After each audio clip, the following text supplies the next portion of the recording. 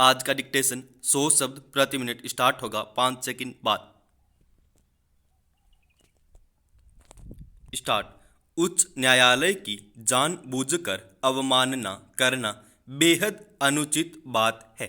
यह सच है कि प्रत्येक नागरिक को निचली अदालत के फैसले को चुनौती देने, उसमें संशोधन कराने या उसमें फेरबदल के लिए आवेदन करने का अधिकार है। लेकिन मध्य प्रदेश में जूनियर डॉक्टरों ने जिस अंदाज में काम कर लौटने के उच्च न्यायालय के निर्देश को अनदेखा किया है, उसे किसी भी दृष्टि से उचित ठहराना संभव नहीं है। प्रदेश के जूनियर डॉक्टर पिछले 3-4 दिनों से अपनी 6 सूत्री मांगों को लेकर काम बंद हड़ताल पर है। शुक्रवार को कुछ और भी चिकित्सक संगठन उनके समर्थन में आगे आए हैं। एक बार जूनियर डॉक्टरों के इस मसले की वास्तविकता को समझने की जरूरत है। सुरक्षा की मांग के साथ वेतन भुगतान में वृद्धि करने की मांग भी प्रमुख है। फिलहाल इन जूनियर डॉक्टरों को 55 से 60 हजार रुपये मिलते हैं।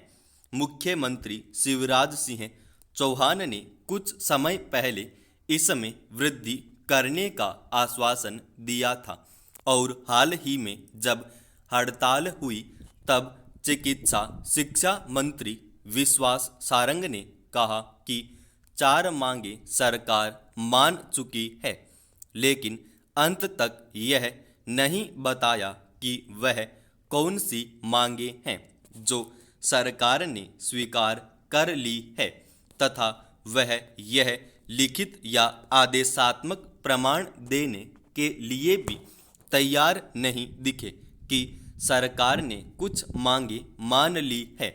इस मसले को इतना बढ़ने क्यों दिया जा रहा है? अपने आदेश में उच्च न्यायालय ने 24 घंटे के भीतर जूनियर डॉक्टरों को काम पर लौटने के निर्देश दिए हैं और उनकी हड़ताल को अवैधानिक घोषित कर दिया है।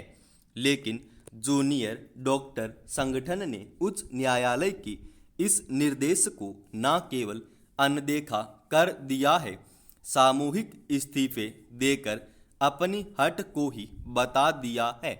नए की पद से इस्तीफा देने के बाद वह उच्च न्यायालय का निर्देश मानने के लिए बात नहीं है। जब पूछा गया कि हड़ताल के लिए जूनियर डॉक्टरों ने यही समय क्यों चुना है, तो उसका कोई स्पष्ट जवाब यह नहीं दे सके हैं। अगर 4 साल से यह मांग लंबित चली आ रही है तो उसमें कुछ समय, कुछ माह और फिर जाने से क्या फर्क पड़ जाता, यह भी जूनियर डॉक्टर नहीं बता सके हैं। वे केवल सरकार के प्रति एक विश्वास पर ही पड़े हुए हैं, अविश्वास पर ही खड़े हुए हैं और इसलिए बात यहाँ तक आ पहुँची है। हड़ताल की अवांछित स्थिति को टालने के लिए सरकार भी चाहती तो प्रतिनिधियों को बुलाकर बात करती और एक आश्वासन देकर इस हड़ताल को खत्म करने की योजना बनाती, लेकिन सरकार ने झुकने का ऐसा कोई संकेत यह पंक्तियां लिखे जाने तक नहीं दिया था। कहा गया है कि अपने पेशे की तुलना अन्य से करने की आवश्यकता नहीं है, क्योंकि डॉक्टरों का पेशा मानव के जीवन से जुड़ा होता है। यदि जूनियर डॉक्टर एसोसिएशन के पदाधिकारी यह उम्मीद करते हैं कि शासन जूनियर डॉक्टरों की महत्ता को देखेगा, तो खुद उनमें भी उम्मीद की जाएगी कि वे महामारी के दौर में मरीजों को इस तरह भगवान भरोसे छोड़कर हड़ताल पर नहीं जाएं। लेकिन इस वक्त बहस से कुछ हासिल नहीं होगा। बेहतर यही है कि महामारी से जूझ रहे मरीजों को सहारा देने के लिए जूनियर डॉक्टरों को हड़ताल से वापस आना चाहिए। वह शायद नहीं जानते हैं उनके इन पीड़ितों में अनेक के लिए यह स्थिति प्राण की है और पूरा सिस्टम और आबादी इस वक्त वायरस संक्रमण से जूझ रहा है। हड़ताल के लिए ऐसा क्रिटिकल समय चुनना दर्शाता है कि यह सरकार पर दबाव बनाने की कोशिश है। इस कोशिश को कोई भी नाम दें, जुड़ा पदाधिकारियों को एतराज है कि इस कोशिश को ब्लैकमेलिंग आर्म या प्रेशर कहाँ जा रहा है। यह जूनियर डॉक्टर ही बताएं कि हजारों लाखों मरीजों के लिए जो वक्त प्राण बचाने का है उसमें इंतजार के नाम पर बर्बाद नहीं हो। जूनियर डॉक्टरों ने अपनी सालों पुरानी लंबित मांगों को मनवाने के लिए उन्होंने क्यों चुना है, और यदि वे कुछ समय और रुक जाते तो क्या फर्क पड़ जाता। मॉरिशस में रह रहे भारतीय समुदाय को अपनी विरासत एवं भारत पर गर्व है।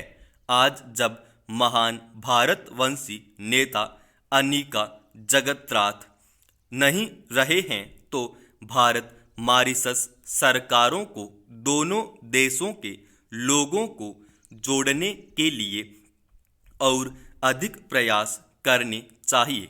ने भारत को उन सभी मॉरिशस में बसे भारतवंशियों को ने भारत की यात्रा करने का अवसर देना होगा।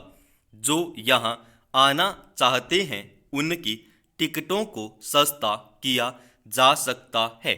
मॉरिशस में हर साल 2 नवंबर को उन मजदूरों को याद किया जाता है जो यहाँ भारत से मॉरिशस के कुली घाट पहुँचे थे। पहला जत्था 1834 में पहुँचा था। ये आयोजन वहाँ के ऐतिहासिक आप्रवासी घाट पानी कुली घाट पर होता है। इसमें अनिरुद्ध जगन्नाथ एक हमेशा भाग लेते थे। इधर की प्रत्येक ईंट और पत्थर में धैर्य, संघर्ष एवं बहादुरी की कहानी कहता है। यह उन गिरमिटिया मजदूरों की कहानी है जो यहाँ आए थे। यही विरासत आज मॉरिशस के लोगों का मार्गदर्शन करती है तथा उनको सुदृढ़ करती है। उस दिन MV एटलस नामक जलयान विशाल हिंद महासागर की भयावह तरंगों से संघर्ष करते हुए भारत से श्रमिकों के पहले समूह को मॉरिशस लाया था। भारत और मॉरिशस के बीच संबंध असाधारण है जो साझी ऐतिहासिक एवं सांस्कृतिक विरासत पर आधारित है। भारत और मॉरिशस के स्वतंत्रता संघर्षों को एक दूसरे से प्रेरणा एवं ऊर्जा मिलती है। भारत को हमेशा से मॉरिशस का दृढ़ मित्र रहा है, हाँ, और आगे भी रहेगा। बहरहाल यह एक सुखद संयोग ही है कि मॉरिशस के वर्तमान में अनिरुद्ध जगन्नाथ के पुत्र हैं। वहाँ के प्रधानमंत्री वे भी भारत के गहरे दोस्त और हिंदी प्रेमी हैं। इसलिए उम्मीद की जा सकती है कि भारत और लघु भारत मॉरिशस के संबंध बेहतर होते रहेंगे। भारत का भी दायित्व रहेगा कि वह मॉरिशस से अपने संबंधों को और मजबूती प्रदान करे, मॉरिशस की हर स्तर पर मदद करे। भारत को फिजी, सूरीनाम और गयाना जैसे ये टापू देशों के साथ भी गहरे संबंध स्थापित करने होंगे। वहां पर बसे भारतवंशियों के हितों का ध्यान भी रखना होगा। समाप्त।